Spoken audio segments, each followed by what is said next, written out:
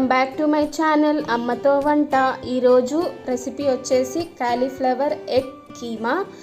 ముందుగా మనం కాలీఫ్లవర్ని చిన్న చిన్న పీసెస్గా కట్ చేసేసుకొని పెట్టేసుకుందాము. ఈ చిన్న చిన్న పీసెస్ని మనం ఒక స్టవ్ పైన ఒక గిన్నె పెట్టేసుకొని దాంట్లో కొన్ని వాటర్ అయితే యాడ్ చేసేసుకుందాము. ఈ పీసెస్ని మనం వాటర్లోకి యాడ్ చేసేసుకుందాము.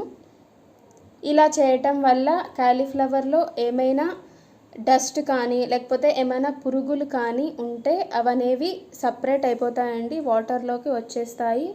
ఇలా చేయటం వల్ల కాలీఫ్లవర్ అనేది చాలా నీట్గా క్లీన్గా ఉంటుంది. సో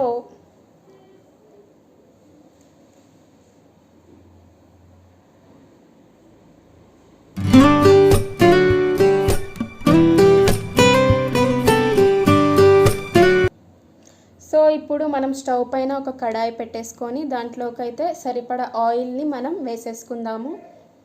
ఇప్పుడు ఆయిల్ హీట్ అయిన తర్వాత ఇందాక మనం కట్ చేసి పెట్టుకున్న కాలీఫ్లవర్ పీసెస్ని అయితే మనం దీంట్లోకి వేసేసుకుందాము. ఇది కాసేపు అలాగా తిప్పుతూనే ఉండాలండి.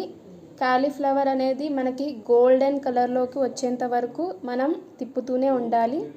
మనం తిప్పడం అయితే స్టాప్ చేయకూడదు. మనం స్టాప్ చేసామంటే కాలీఫ్లవర్ అనేది మాడిపోతుంది. సో మనము తిప్పుతూనే ఉండాలి.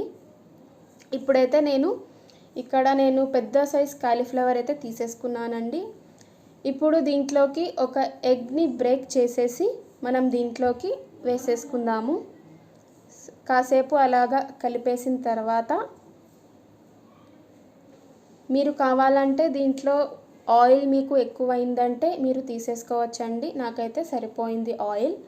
ఇక దీంట్లోకి తగినంత అల్లం వెల్లుల్లి పేస్ట్, అలాగే తగినంత పసుపు, తగినంత సాల్ట్, తగినంత కారం యాడ్ చేసేసుకొని కాసేపు అలాగా కలిపేసుకోవాలి.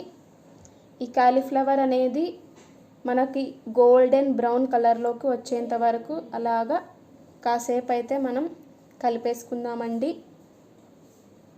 నేనైతే ఇక్కడ పెద్ద సైజ్ కాలీఫ్లవర్ని అయితే తీసేసుకున్నానండి. మీరు చిన్న సైజ్ కానీ మీకు ఏది కావాలనిపిస్తే అది తీసేసుకోవచ్చు.